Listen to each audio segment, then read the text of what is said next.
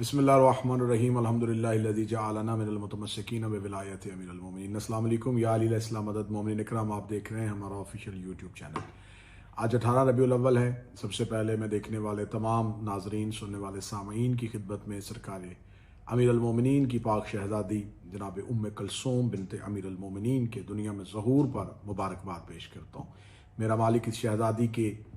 توسل سے تمام مومنین اور مومنات کے گھروں کو ہمیشہ آباد و شاد فرمائے، اور اہل بیت کی محبت، مودت، ولایت اور امام حسین کی عزاداری اور سرکار حجت کے انتظار ہماری نسلوں کو نصیب فرمائے۔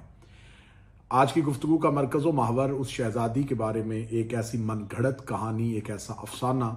جو کہ کئی سالوں سے لکھا، پڑھا اور سنا جا رہا ہے۔ وہ افسانہ ہے کہ حضرت امیر المومنین جناب علی ابن ابی طالب کی یہ پاک و پاکیزہ شہزادی کا عقد کسی صحابی کے ساتھ ہوا تھا۔ یہ اتنا شہرہ آفاق عقیدہ بن گیا کہ اس عقیدے پہ قائم رہنے والوں نے بھی اس عقیدے کو سننے کے بعد اس عقیدے پہ کسی قسم کی ریسرچ کرنے کی، تحقیق کرنے کی ضرورت کو محسوس نہیں کیا، بلکہ بہت سے ایسے عقائد، بہت سے ایسے فاسق عقائد ہیں جو راسخ ہو چکے ہیں صرف اپنے غلط العام مشہور ہونے کی وجہ سے، اپنی شہرت کی بنیاد پر۔ اگر ہم اس واقعے کو دیکھیں، اس من گھڑت قصے کو دیکھیں، تو ہم یہ بات روز روشن کی طرح عیاں ہو جائے گی کہ ہمیں ابتدائی 200، 250، 300 سال کے جتنے بھی میرے برادران اہل سنت کے یا غیر تشیعوں کے جتنے بھی اکابرین ہیں، انہوں نے اس افسانے کو نہیں لکھا۔ یہ من گھڑت کہانی کہاں سے شروع ہوئی، کس لیے شروع ہوئی، اس کی بنیاد کیا تھی؟ یقیناً بنی امیہ کا ایک ایسا دور جس میں اہل بیت کی تعظیم، اہل بیت کی عزت کو ختم کرنے کے لیے ایک وضع حدیث کا ایک دور گزرا، جھوٹی حدیثیں گھڑی گئیں، ایسے افسانے گھڑے گئے جس میں اہل بیت کی نسبت کو کم کیا جائے، یا اہل بیت کے وہ فضائل جس میں وہ اپنی انفرادیت رکھتے ہیں، ان انفرادیت کو ختم کرنے کے لیے کچھ افراد کو بھی اس فضائل میں شریک بنا دیا جائے، حصہ دار بنا دیا جائے، تاکہ یہ اہل بیت کا خاصہ نہ رہے، یہ اہل بیت کا امتیاز نہ رہے۔ میں گزارش کروں گا برادران اہل سنت سے کہ جنہوں نے اس عقیدے کو سنا ضرور ہے لیکن اس پہ تحقیق نہیں کی، تھوڑی سی تحقیق کیجئے گا۔ جب آپ تحقیق کریں گے تو آپ کو پتہ چلے گا کہ اس صحابی جس کے ساتھ نسبت دی گئی ہے خلیفہ ثانی حضرت عمر، جب انہوں نے اسلام قبول کیا تو اس وقت ان کی عمر 40 سال تھی، اور 40 سال کی عمر میں جب انہوں نے اسلام کو قبول کیا تو اس وقت امیر المومنین حضرت علی ابن ابی طالب کی ظاہری حیات طیبہ جو تھی وہ 9 سال تھی۔ اب ہم دیکھتے ہیں کہ جب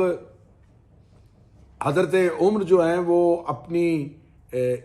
پوری زندگی جو ہے ان کی وہ 63 برس کی ہے، جب امیر المومنین کی شادی ہوئی ہے 25 سال کی عمر میں، اور اس وقت جو ہے وہ اس صحابی کی عمر جو ہے وہ 56 سال ہے۔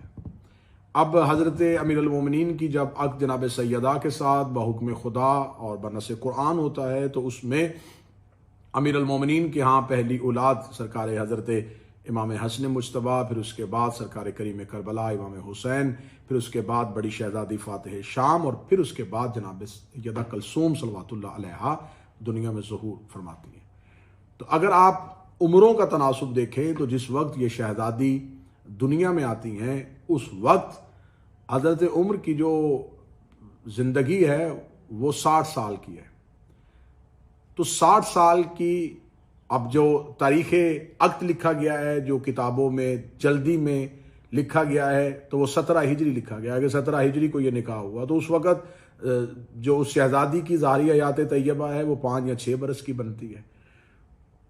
تو ایسا کیسے ممکن ہو سکتا ہے؟ یہ کیسا خلاف عقل عقیدہ ہے، یہ کیسا خلاف غیرت عقیدہ ہے؟ پھر اس کے بعد کتابوں میں یہ لکھا گیا ہے کہ اسی صحابی نے جب جناب سیدہ بنت رسول کے ساتھ عقد کرنے کی خواہش کا اظہار کیا تھا تو رسالت مآب نے انکار کر دیا تھا۔ تو جو انکار اور اس کی وجہ جو ہے وہ اہل سنت کتابوں میں یہ لکھی ہے کہ رسالت مآب نے اس کی وجہ بی بی کی کمسنی بتائی تھی۔ تو جب رسول اپنی بیٹی کو کمسنی کی عمر میں عقد کے لیے نہیں دے رہے تو یہ امیر المومنین سے کیسے ممکن کیا جا سکتا ہے؟ ان سے کیسے یہ بات سوچی جا سکتی ہے؟ اب دوسرا سوال آتا ہے کہ یہ اشتباہ یا یہ روایت جو ہے وہ اہل تشیع کی کتابوں میں بھی درج ہے، اور بعض ناسبی جو ہے وہ اس میں تشیعی کتابوں کا حوالہ دیتے ہیں کہ دیکھیں اہل تشیع کے ہاں مکتب جعفریہ میں بھی اس روایت کا موجود ہے۔ تو میں پوری ذمہ داری کے ساتھ ایک چھوٹا سا ذاکر شبیر ہونے کی حیثیت سے کہوں گا کہ جہاں بھی علماء تشیع نے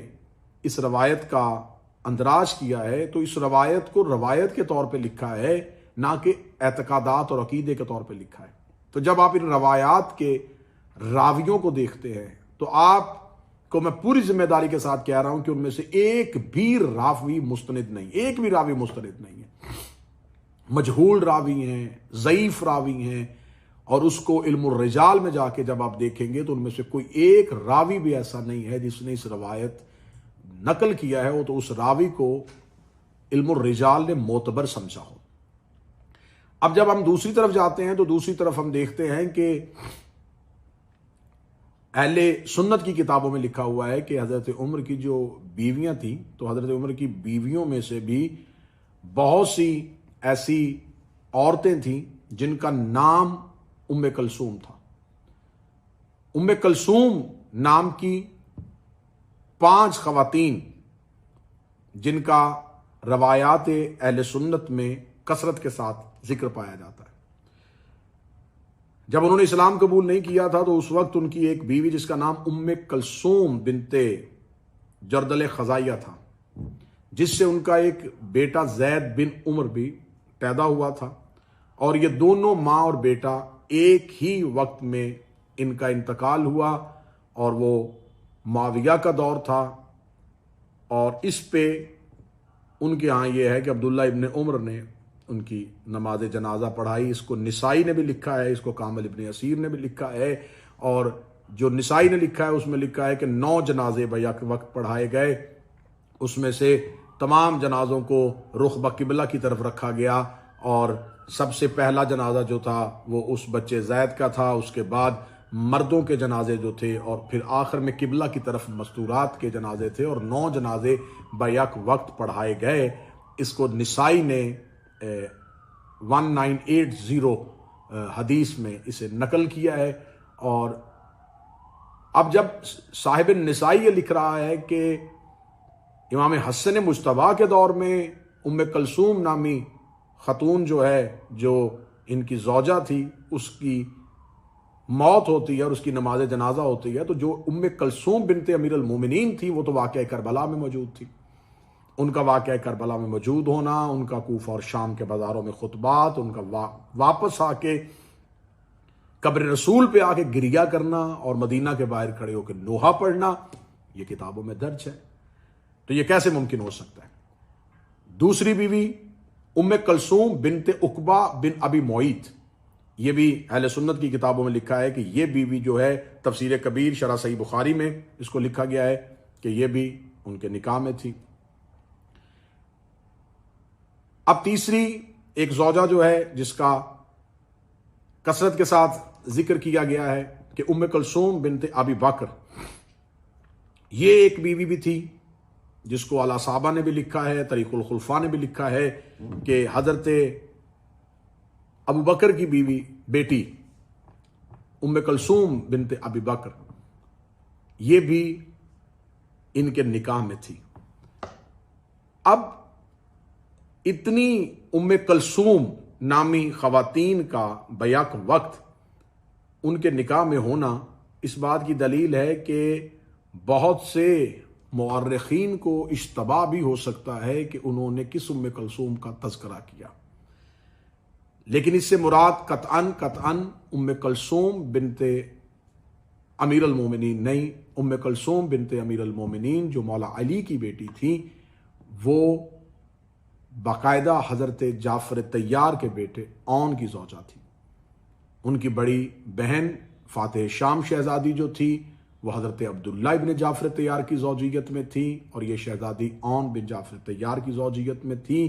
کیونکہ مولا امیر المومنین کا فرمان ہے کہ میری بیٹیاں عقیل کے بیٹوں کے لیے ہیں، اور اس دور میں ہاشمی جو ہے وہ خاندان سے ہٹ کے شادی نہیں کرتے تھے،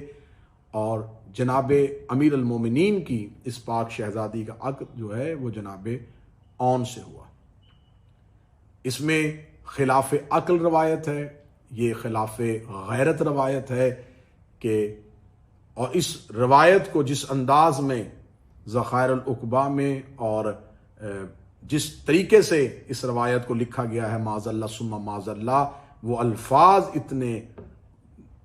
غیر شائستہ ہیں، وہ الفاظ اتنے نازیبا ہیں کہ میں اہل بیت کی عزت کے خلاف سمجھتا ہوں کہ جب واقعے کو کوٹ کیا گیا ہے کہ کیسے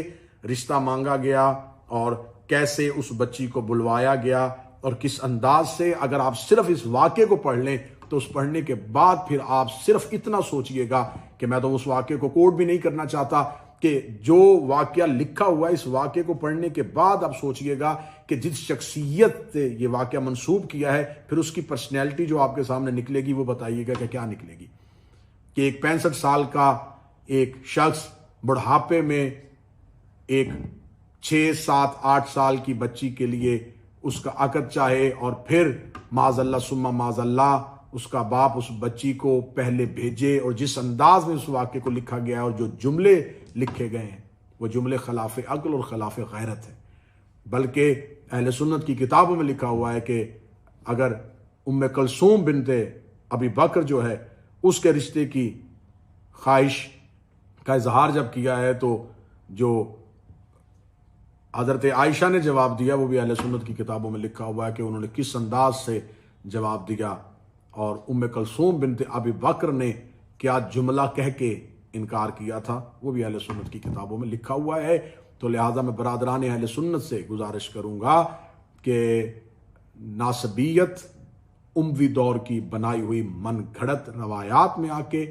اپنے رشتے کو اہل بیت سے کمزور نہ کریں، اپنے رشتے کو خاندان رسول سے کمزور نہ کریں۔ آپ اہل بیت سے محبت کرتے ہیں تو اس محبت کے دعوے کو پورا کرنے کا یہ تقاضا ہے